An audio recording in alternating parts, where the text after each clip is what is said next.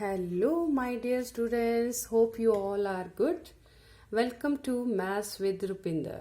So, without wasting a time, let's start.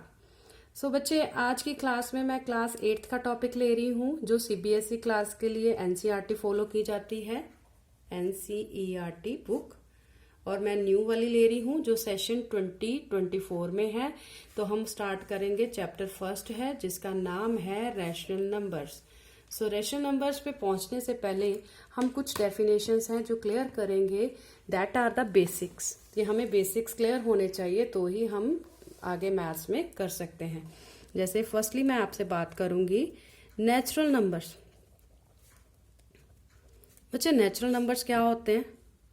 Those numbers which starts from 1, starts from 1।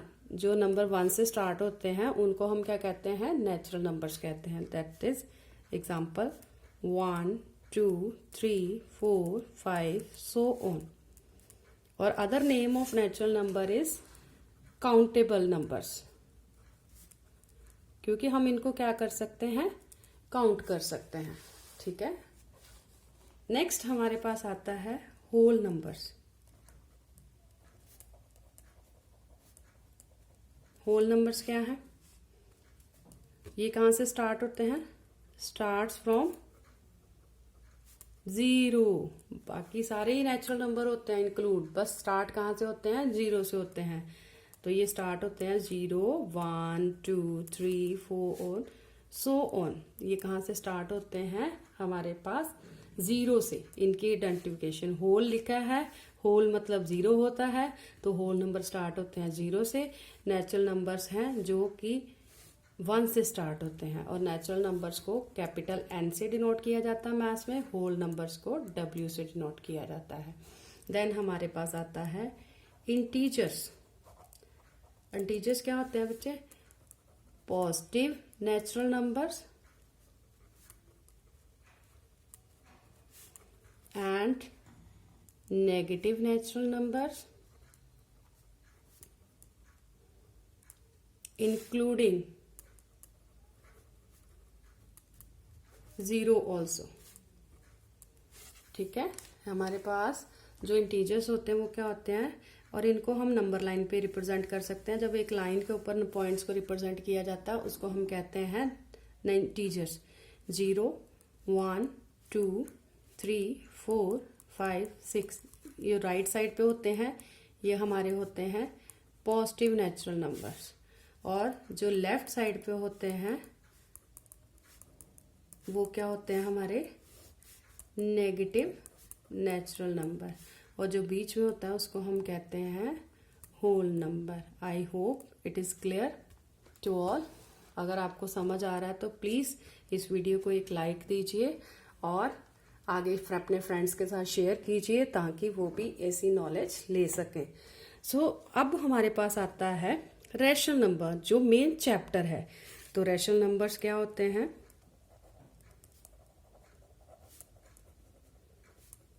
मैं simple language में बता रही हूँ बच्चे। रैशनल नंबर्स क्या होते हैं? जिनको आप P/Q की फॉर्म में लिख सकते हो नंबर्स को, और डिनोमिनेटर है वो नॉट इक्वल टू 0 होना चाहिए। ठीक है। फॉर एग्जाम्पल मैंने लिया 4/5, 3/2, 7/9। ठीक है। ये सारे क्या है मेरे पास? रैशनल नंबर्स हैं। P/Q मतलब फ्रैक्शन की फॉर्म में लिखा जाए, लेकिन कंडीशन क्या है? डिनोमिनेटर नॉट इक्वल टू 0 होना चाहिए। जैसे मैंने 4/0 लिख लिया तो ये जो है रैशनल नंबर नहीं रहेगा, ये क्या बन जाएगा? Not defined. I hope it is clear to all. बच्चे नेक्स्ट हम डिस्कस करेंगे properties. Properties of rational numbers. ठीक है। सो फर्स्ट प्रॉपर्टी होगी क्लोजर। क्लोजर प्रॉपर्टी क्या कहती है कि अगर हम 2 रैशनल नंबर लें, उनको ऐड कर दें तो भी मेरे पास क्या आएगा? रैशनल नंबर आएगा। ठीक है। और अगर मैं रैशनल नंबर में से किसी रैशनल नंबर को सब्ट्रैक्ट कर दूंगी तो भी क्या आएगा? रैशनल नंबर आएगा। अगर रैशनल नंबर को मल्टीप्लाई किसी रैशनल नंबर से कर दोगे तो भी रैशनल नंबर आएगा, लेकिन अगर रैशनल नंबर को किसी रैशनल नंबर से डिवाइड करोगे तो ये मे बी रैशनल नंबर हो और मे बी ना हो। ठीक है, सो ये हमारी कुछ प्रॉपर्टीज हैं। जैसे एग्जांपल के लिए मैं ले रही हूँ, यहाँ पे मैंने 4/3 ले लिया, 2/3 ले लिया। अब देखो ये भी एक रैशनल नंबर है, ये भी रैशनल नंबर है। जब ऐड करोगे एलसीएम सेम है तो 3 आ जाएगा, 4 + 2 6 आ जाएगा, 6/3 कैंसिल किया तो 2, 2/1 की फॉर्म में लिखा जा सकता, तो ये अगेन क्या आया, एक रैशनल नंबर आया। इसी तरह से बाकी भी प्रॉपर्टीज सेटिस्फाई होती हैं। तो सेकेंड प्रॉपर्टी हमारे पास आती है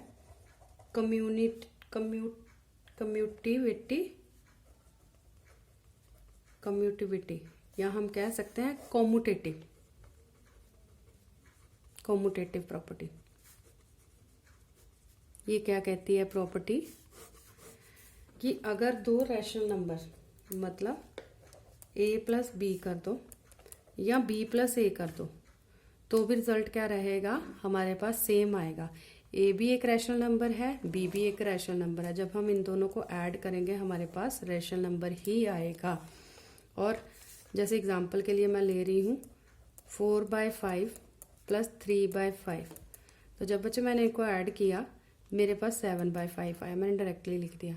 अब इंटरचेंज कर दो, क्या करो 3/5 + 4/5 कर दो, तो भी मेरे पास क्या आया 7/5। तो ये प्रॉपर्टी होल्ड हो गई। और इसी तरह से हमारे पास ये मल्टीप्लिकेशन में है, सब्ट्रैक्शन में है और डिवीजन में है। ठीक है, नेक्स्ट हमारे पास प्रॉपर्टी आती एसोसिएटिव। एसोसिएटिव क्या है, एसोसिएटिविटी, या हम कह सकते हैं एसोसिएटिव प्रॉपर्टी। इसमें क्या है,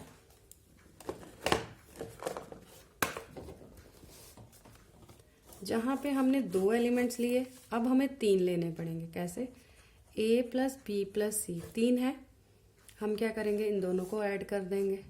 यहाँ पे हम a + b + c कर देंगे, तो भी क्या आएगा, रिजल्ट सेम आएगा। एग्जाम्पल के लिए मैं ले रही हूँ 4/5 + 3/5 + 7/5। ठीक है, मैंने पहले ये लेफ्ट हैंड साइड ली। जब इसको ब्रैकेट को सॉल्व किया बोर्ड मास के according, you get 7/5 + 7/5। Again same LCM, 7 + 7 = 14/5। अब राइट साइड ले लो, क्या किया, 4/5 ब्रैकेट के बाहर, अंदर 3/5 + 7/5, 4/5।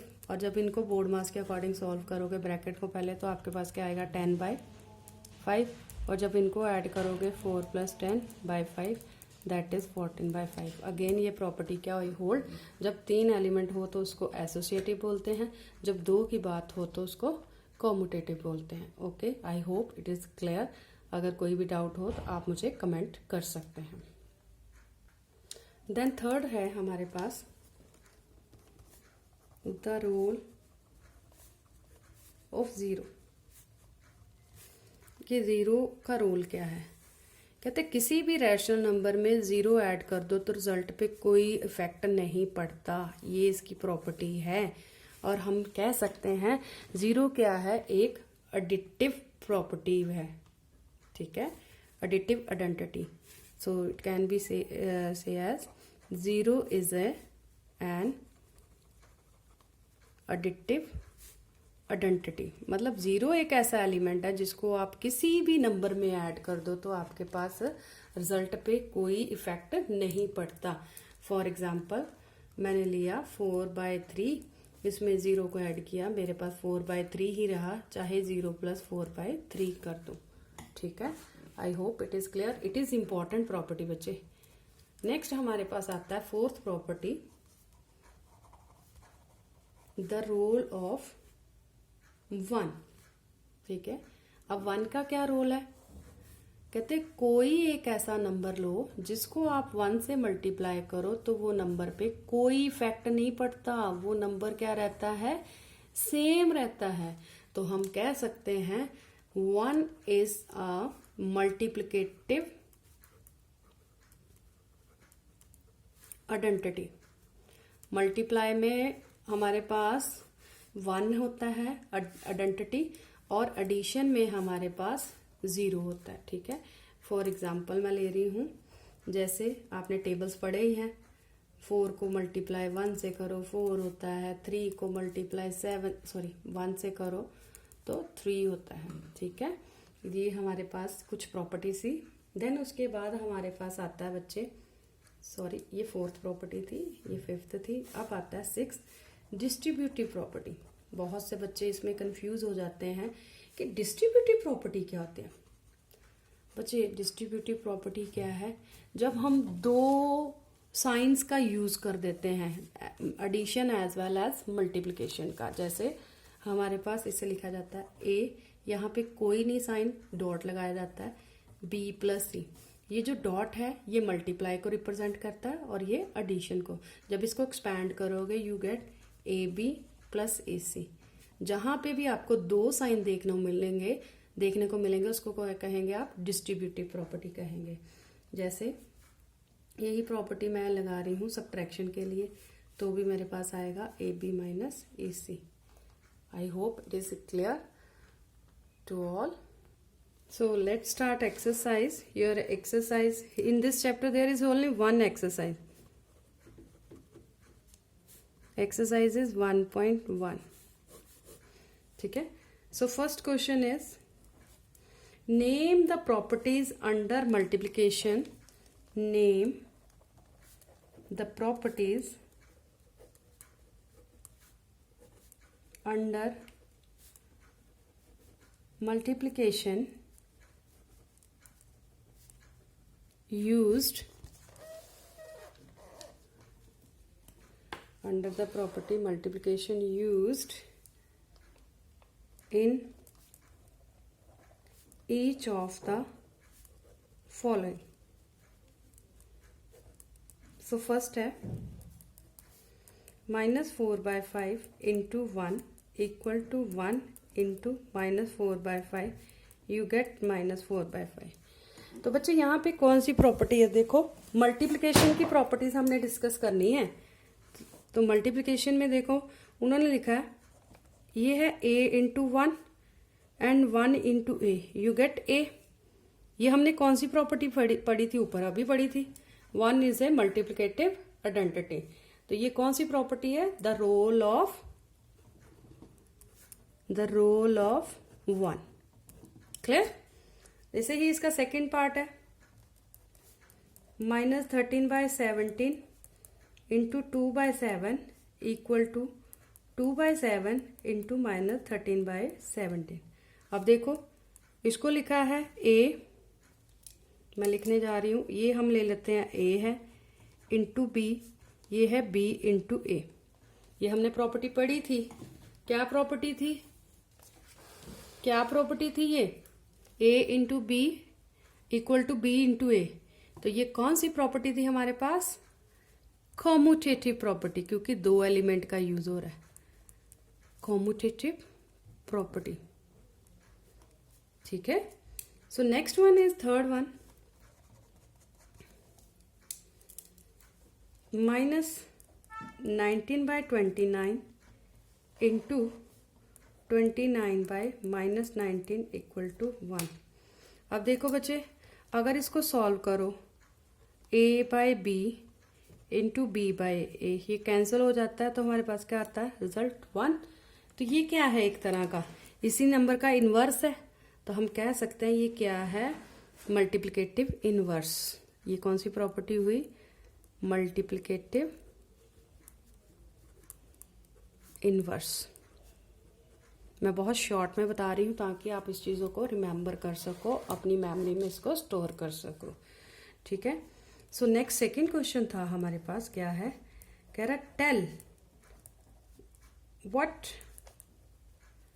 Property allows you to commute 1/3 into 6 into 4/3 और 1/3 into 6 into 4/3।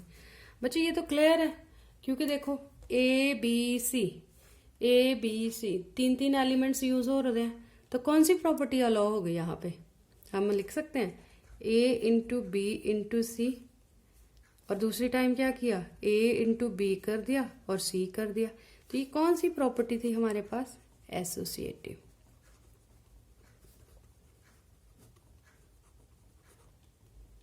Okay, so last one is of this exercise, the product of two rational numbers, the product of two rational number is always a dash। कि दो rational numbers का product कर दो तो हमारे पास result पे क्या आता है? रैशनल नंबर ही होता है। Let's start. जैसे मैंने 4/5 ले लिया बच्चे, 3/2 ले लिया। अब देखो, मैं जब इनका प्रोडक्ट कर रही हूँ तो मेरे पास आ रहा है, ऊपर वाला न्यूमिनेटर से मल्टीप्लाई होगा, डिनोमिनेटर से हो जाएगा, तो 4 3 12 आ जाएगा, और नीचे 5 2 10 आ जाएगा। अगर इसको और सिंप्लीफिकेशन करना है तो ये 2 के टेबल से कट हो गया, तो मेरे पास 6/5। ये भी क्या आ रहा है? एक रैशनल नंबर आ रहा है। सो आंसर इज कि दो जो रैशनल नंबर्स का प्रोडक्ट करो वो भी हमें क्या देते हैं? एक रैशनल नंबर देते हैं। I hope it is clear to all. So आज की इस वीडियो में हमने चैप्टर 1 के बारे में पढ़ा है, जिसमें मैंने फुल्ली एक्सप्लेनेशन की है अपनी तरफ से शॉर्टकट में। अगर आपको फिर भी कोई डाउट हो तो आप मुझे कमेंट में कर सकते हैं, और कौन सा चैप्टर का सलूशन आप नेक्स्ट चाहते हैं उस वीडियो का कमेंट मुझे मेरी वीडियो के नीचे कर सकते हैं। और मैं फर्स्ट टाइम यूट्यूब पे टीच कर रही हूँ। जो भी आपको लगता है कि मुझे ये चीज़ इम्प्रूव करनी चाहिए तो आप मुझे बता दीजिए। And thank you to all, give me this your precious time, and I hope you enjoy this teaching. अगर आपको ये वीडियो अच्छा लगा है तो आप एक लाइक और कमेंट कीजिए, और अपने फ्रेंड्स के साथ ज़्यादा से ज़्यादा शेयर कीजिए, ताकि हर बच्चे को in briefly and in short time वो इस चीज़ को रिकॉल कर सके हैं। और मेरा मेन पर्पस क्या है इस वीडियो को बनाने का, कि कई बार ऐसा होता है कि कोई बच्चा किसी भी रीज़न की वजह से स्कूल नहीं जा पाता, तो उसका वो लेक्चर जो है वो अटेंड नहीं कर पाता, तो उसका वो जो सिलेबस है या वो टॉपिक है वो पीछे रह जाता है, उस चीज़ को उसका कंसेप्ट नहीं क्लियर हो पाता। तो इसीलिए मैंने ये वीडियो बनाया है, ताकि किसी भी बच्चे को ये चीज़ फेस ना करनी पड़े। और अगर आप किसी भी कारण स्कूल नहीं जा पाए तो आप इन वीडियोस को कभी भी घर पे बैठ के देख सकते हैं। And thank you so much at the last. God bless you all.